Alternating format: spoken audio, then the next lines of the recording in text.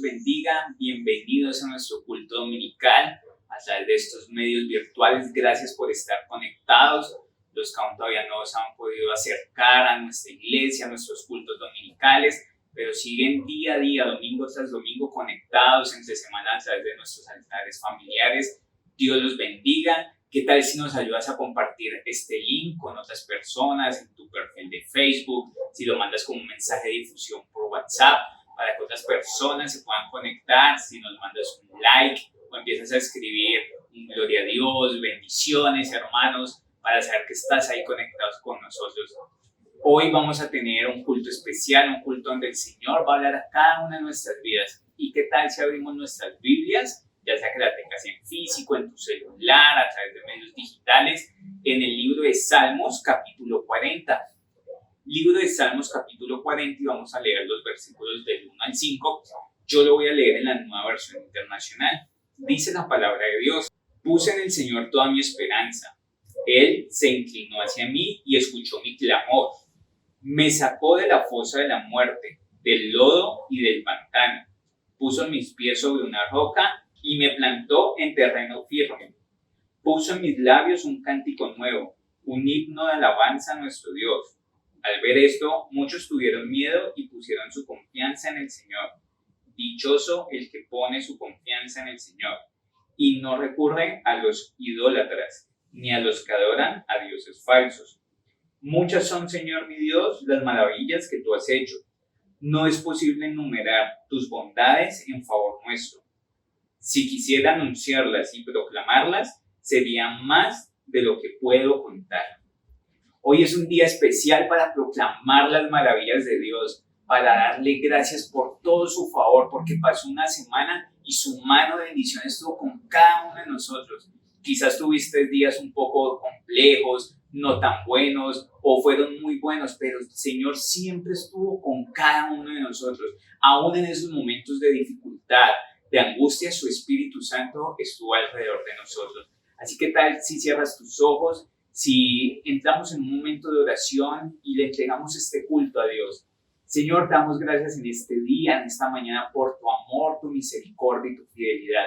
Hoy estamos aquí para adorar, para exaltar y glorificar tu nombre, Señor. Declaramos que este culto, Señor, es un culto donde traerás palabra a nuestras vidas, Señor, donde escucharemos, Señor, lo que tú has planeado para cada uno de nosotros, Dios. Hoy queremos entrar, Señor, ante tu trono con una actitud de agradecimiento, Señor, con manos, Señor, que te quieren adorar y que te quieren exaltar. Declaramos tu bendición, tu presencia, Señor, a cada uno de mis hermanos que se están conectando, Señor, a través de la virtualidad, a todos aquellos que están escribiendo en este momento un mensaje, Señor, están mandando un me gusta, a todos los que están compartiendo este link, Señor, bendigo sus vidas, los que verán posteriormente este video, Señor, declaro tu bendición y que en este video, Señor, tu presencia, Señor, tu gracia, tu bendición, Señor, quedará guardada para que en el momento, Señor, que tú tengas destinado para que alguien lo vea en especial, pueda sentir tu mano, tu bendición, tu poder, tu presencia. Declaro un domingo, Señor, de bendición y te damos gracias en el nombre de Cristo Jesús. Amén y amén.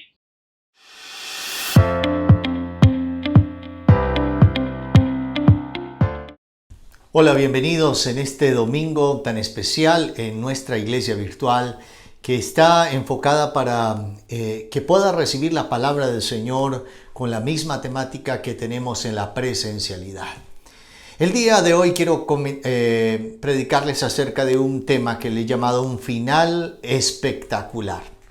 No sé si a usted le ha pasado, pero a veces cuando vemos algunas películas pueden ser buenas en todo su trasfondo, pero a veces tienen finales que no nos llenan, son finales malos. Y sale uno con ese sinsabor diciendo, podían haber hecho un final diferente. Los finales es tal vez el momento más importante donde se da el cierre de la historia. Y creo que necesitamos entender que tenemos un Dios no solamente que es maravilloso, sino que tiene preparado el mejor final que ni siquiera nosotros nos hemos imaginado. Para eso necesitamos entender varias cosas. Primero, que somos la iglesia del Señor.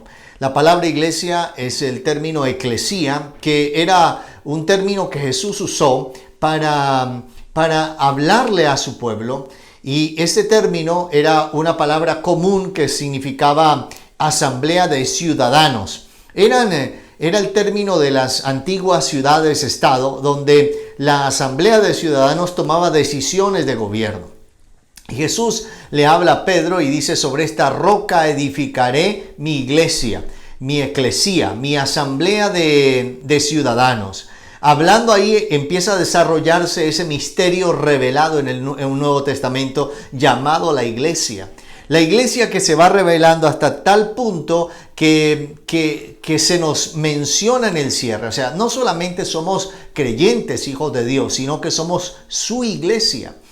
Y esto tiene que romper esquemas de algunos creyentes que no quieren congregarse o pertenecer a una congregación, a ser parte de la iglesia, a ser parte de las actividades que nos corresponden. Y creo que es importante romper todo esquema de las tinieblas que ha querido alejarte de la congregación, que ha querido alejarte de tu iglesia, que ha querido alejarte de pertenecer a un sitio donde puedes tener comunión, coinonía con otros creyentes, porque ese es el diseño de Dios. Somos parte de eso. Y el viernes pasado hablaba acerca de las figuras que usa la Biblia sobre la iglesia, como el edificio, como el templo. Y creo que también mencionábamos acerca de cómo la iglesia creció sin templo. Cómo la iglesia, después del año 70, cuando el templo fue destruido por Tito Flavio y queda solamente el muro de los lamentos, la iglesia se expande, porque la otra expresión o el otro significado de iglesia, de eclesía, es los llamados hacia afuera. O sea, la iglesia no es solamente la que se reúne. Alguien dijo: no deberíamos decir voy a ir a la iglesia el domingo, sino me voy a reunir con la iglesia el domingo. Eso es distinto. Reunirme con la iglesia significa que voy a estar unido a los creyentes que hacen parte de este maravilloso diseño de Dios que se llama la iglesia, que es un pueblo de creyentes que alabamos a Dios y hemos sido lavados con la sangre de Cristo. Pero llegamos al final, al final del libro de Dios. El final del libro de Dios es Apocalipsis. Y creo que no hay otro mejor libro que la palabra del Señor, no solamente porque ella contiene la palabra de Dios, sino también porque ella refleja y nos enseña a conocer más el carácter y el corazón de nuestro Dios, de nuestro Padre. Y ella empieza en Apocalipsis a dar los cierres de la historia. El cierre de la historia no solamente de la iglesia, el cierre de la historia del hombre sobre la tierra, el cierre de la historia de la caída del hombre, de la salvación del hombre y del juicio también. Para muchos de nosotros, antes de conocer al Señor, que nos mencionaran Apocalipsis es tal vez como un escenario de terror. Pensamos en los juicios, pensamos en las catástrofes. Cuando se usa el término apocalíptico, significa algo que destruye, destrucción y todo lo demás. Pero cuando el libro de Apocalipsis se escribe para dar esperanza. Y creo que eso es la forma como debemos acercarnos, porque aquellos que pertenecemos a Dios no nos da temor el libro de Apocalipsis, por el contrario, nos llena de esperanza porque nos habla del final. Y en el capítulo 19 empieza a mencionarse este gran final, que es lo que quiero mostrarle de la iglesia. El capítulo 19 menciona 4 aleluyas, ya le voy a explicar un poquito eso. Después menciona las bodas del Cordero y después menciona la venida de Cristo. Ahí es como esos 3 tópicos en Apocalipsis 19. Pero cuando nos acercamos al capítulo 19, tenemos que recordar que la palabra aleluya en el hebreo, aleluya, significa literalmente alabado sea Dios, o alabado sea el Señor, o alabado sea Yahvé o Yahweh, o alabado sea Jehová. Es el término que se usa para en cualquier idioma que te encuentres. Aleluya siempre será aleluya. No se traduce. Es el mismo término que se usa en toda lengua. Toda lengua, cuando dice aleluya, es una palabra multi-idiomática, porque en todos los escenarios significa lo mismo. Alabado sea el Señor, y contiene el nombre impronunciable de Dios. Y esto habla acerca de la grandeza de ese aleluya. David es alguien que promociona ese aleluya, ese dulce cantor de Israel. Pero en el Nuevo Testamento es interesante que solo se menciona 4 veces la palabra aleluya en el Nuevo Testamento. Y las 4 veces se mencionan solamente en Apocalipsis 19.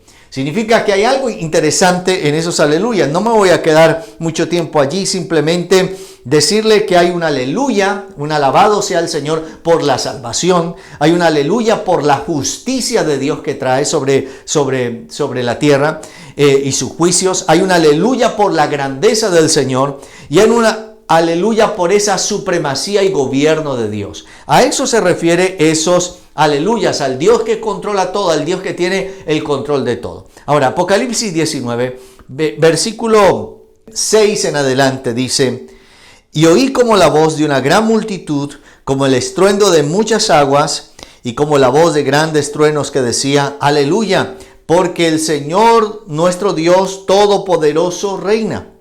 Gocémonos y alegrémonos, y démosle gloria, porque han llegado las bodas del Cordero, y su esposa se ha preparado, y a ella se le ha concedido que se vista de lino fino, limpio y resplandeciente, porque el lino fino es las acciones justas de los santos. Versículo 9, y el ángel me dijo: escribe, bienaventurados los que son llamados a la cena de las bodas del Cordero.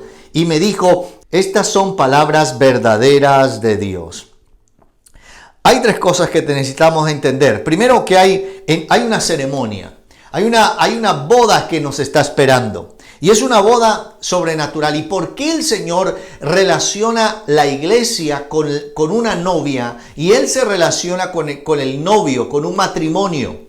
Porque en el contexto de la unidad de Dios, creo que es importante que entendamos que esta simbología bíblica, lo que busca el Señor es que podamos entender cuán grande es su amor hacia nosotros y cuán grande es su compromiso.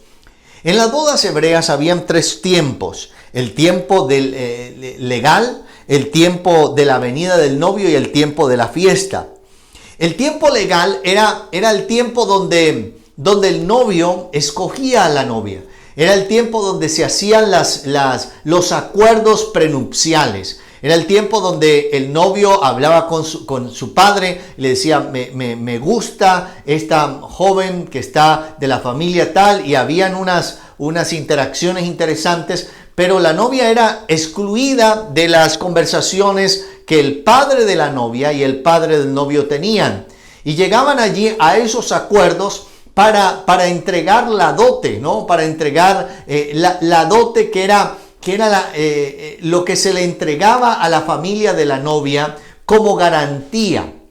La dote era una señal de garantía de que el matrimonio era serio. Por eso hay algunas personas que dicen: no, es que yo no necesito casarme para amarte. Es contradictorio, porque la legalidad es una forma de honrar el amor. Es una forma de honrar la seriedad del compromiso. Es darle no solamente solemnidad, no es un asunto de un papel, es un asunto de compromiso, es un asunto de honra. Y cuando el novio entraba en eso, estaba diciendo: yo voy a honrar esta doncella, voy a honrar esta mujer, y entregaba la dote. Y la dote no era un asunto para que el padre se enriqueciera, como algunos piensan: no, es que tengo hijas, voy a recibir. No, la dote era reservada en la casa del padre de la novia, porque si en algún momento el novio aborrecía a la novia, o sea, si el esposo le daba carta de divorcio a la esposa,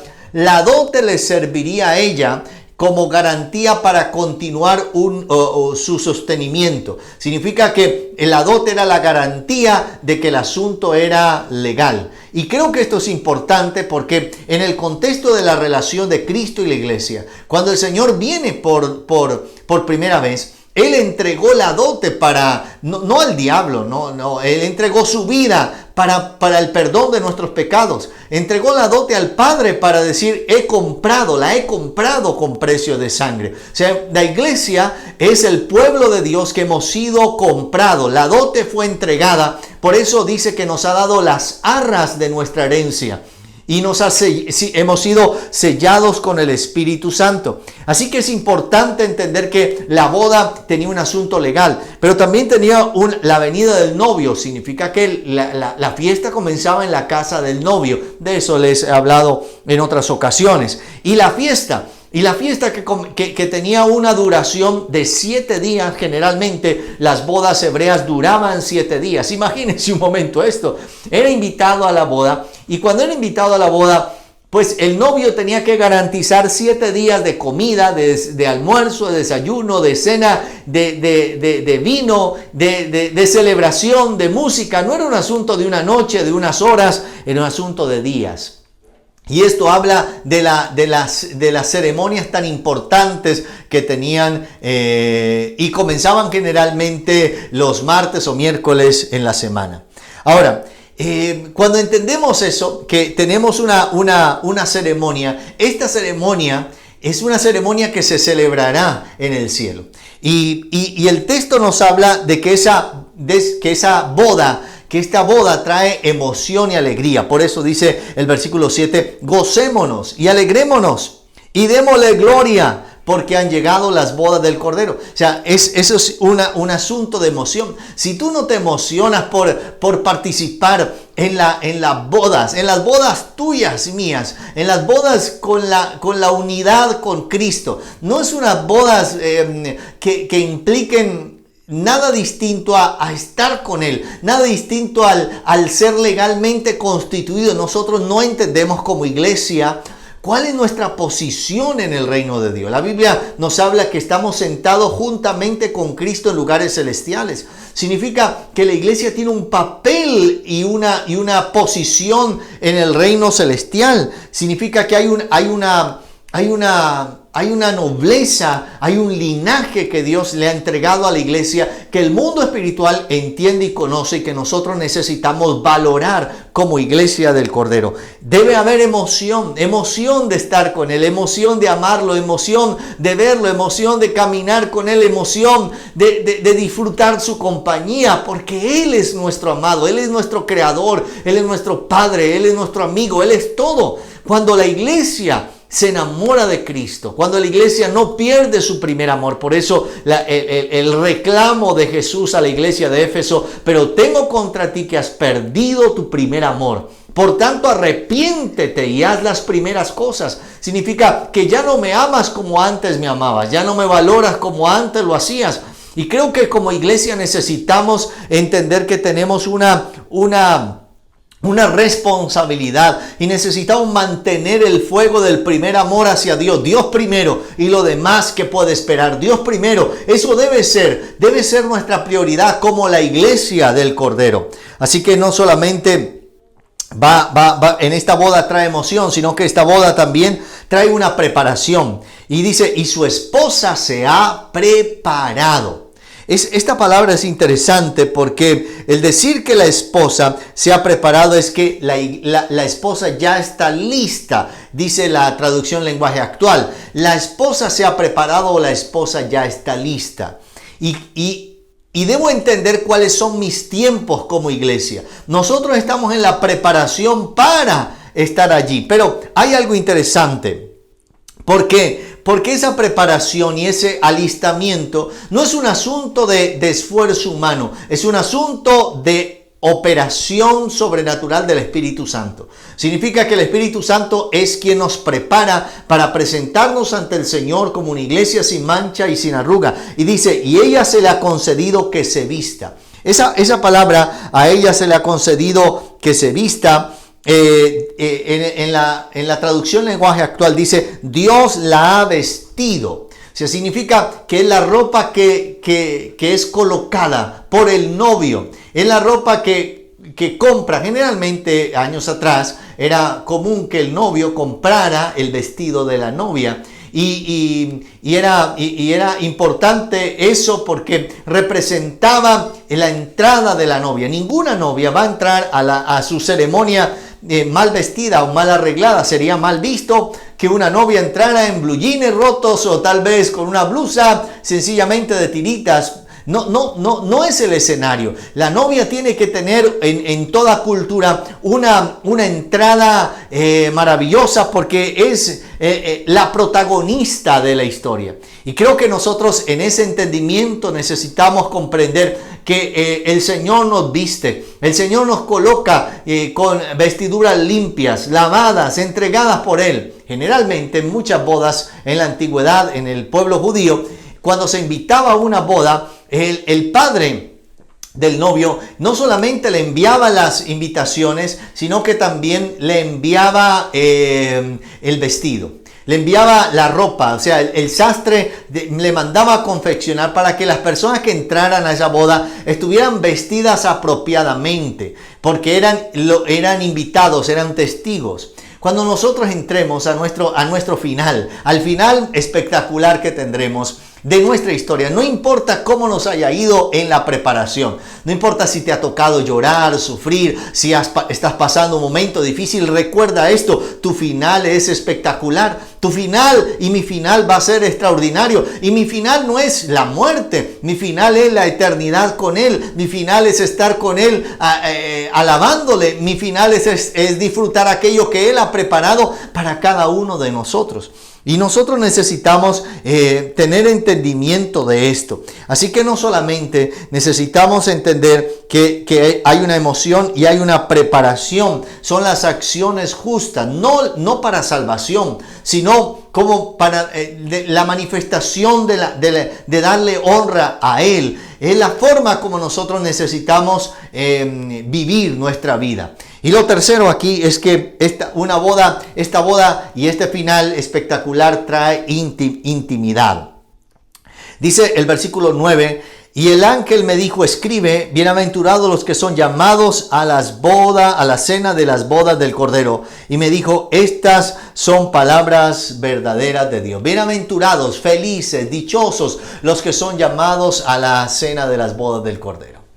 Quiero hoy, tal vez lo que te he estado hablando te suena extraño, tal vez dice, ¿de qué me están hablando? ¿De qué escenario me está hablando? Te estoy hablando de algo que sucederá, algo que Dios dijo que hará en nuestro futuro. Es unas bodas que representan una cena. Una cena es la intimidad, una cena es estar compartiendo con quien amamos. Y un día, como el Señor lo ha mostrado a través de sueños, de visiones, hay unas mesas ya servidas. Y cada mesa, recuerdo un testimonio de una persona que dice que el Señor le muestra y las mesas están listas, las mesas están colocadas y en cada mesa hay una silla con un nombre que habla de la reserva de aquella persona que debe sentarse allí. Y quiero que pienses un momento en esto. Tú tienes una silla con tu nombre. No permitas que esa silla se pierda, que ese cupo se pierda. Porque tú eres la iglesia del Señor, porque somos lavados con la sangre de Cristo, porque somos iglesia. Por eso es importante que puedas estar unidos a nosotros, ya sea en la virtualidad o en la presencialidad, pero que puedas entender que esta congregación es tu iglesia. Nosotros lo hacemos como un eslogan: tu iglesia, tu hogar, tu casa, pero es para generarte pertenencia, pero no pertenencia a una religión, no pertenencia a un ministerio, al ministerio de los pastores, no, es la pertenencia a Cristo, es la pertenencia a la iglesia del Señor, es la pertenencia al diseño de Dios. Por eso hoy, en este final espectacular que Apocalipsis nos está narrando, es que hay unas bodas que nos esperan, hay una reunión que no te puedes perder, hay una fiesta que no te puedes perder. Te aseguro que serás bienaventurado. Por eso dice el ángel, bienaventurados los que son llamados, y Dios te está llamando. Si no tienes la seguridad de asistir a esta boda, tienes que entregarle tu vida a Jesús hoy. Tienes que decirle, Señor, yo te acepto como mi único Señor y Salvador, y te pido perdón por todo todos mis pecados y te entrego mi corazón y mi vida a ti. Y si ya eres creyente y tal vez te has sentido un poco alejado y has estado como perdiendo ese primer amor, hoy tienes que cambiar. Arrepentimiento significa cambiar de manera de pensar.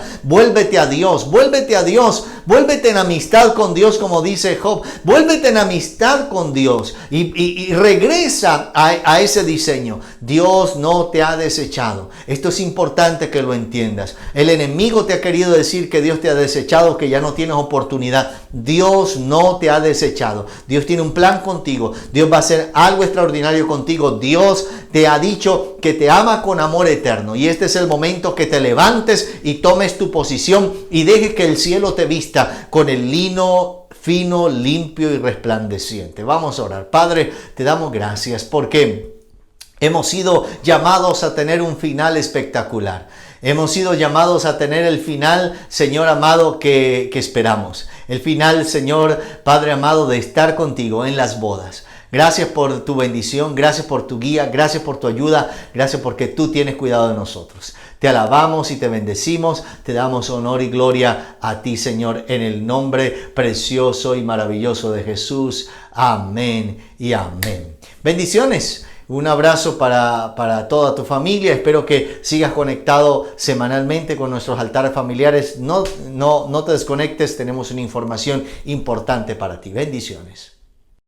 Agradecemos a Dios por su palabra, por lo que nos ha hablado el día de hoy. Sé que en el lugar donde estés viendo este video, en el momento en que lo estés viendo, la presencia de Dios ha tocado o tocará tu vida, así como la tocaba a cada uno de nosotros. Vamos a orar en esta hora por cada uno de ustedes, por nuestra economía, por nuestras ofrendas, nuestras donaciones, nuestros diezmos. Gracias a cada uno de ustedes por sus aportes. Gracias porque durante este tiempo pudieron seguir aportando, pudieron seguir llevando esa bendición a aquellos que lo necesitan. Pudimos llevar la palabra de Dios a aquellas personas que lo necesitan, pero también contribuir con algo, con una remesa, con un alimento, llevando la palabra de Dios y extendiéndola como Él nos pidió que lo hiciéramos. Vamos a orar y vamos a pedirle y entregarle a Dios nuestra situación. No sé si tengas alguna petición, si tienes algo por lo cual quieres que oremos, lo puedes escribir ahí en el chat, que estaremos orando por cada una de tus peticiones, porque tenemos un Dios que responde. Señor, te damos gracias en esta hora por tu palabra, por tu bendición, Señor.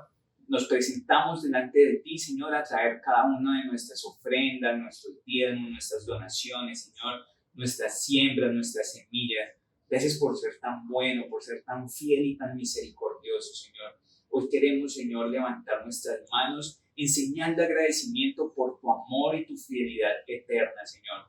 Te presentamos, Señor, de lo más profundo de nuestros corazones, Señor, nuestras peticiones. Te presentamos, Señor, aquellas situaciones, Señor, que a veces sentimos que se nos salen de control, Señor, aquellas situaciones en las cuales sentimos que humanamente no podemos continuar, pero que ahí está tu mano de bendición, Señor. Donde mis fuerzas terminan, Señor, comienzas tú a obrar.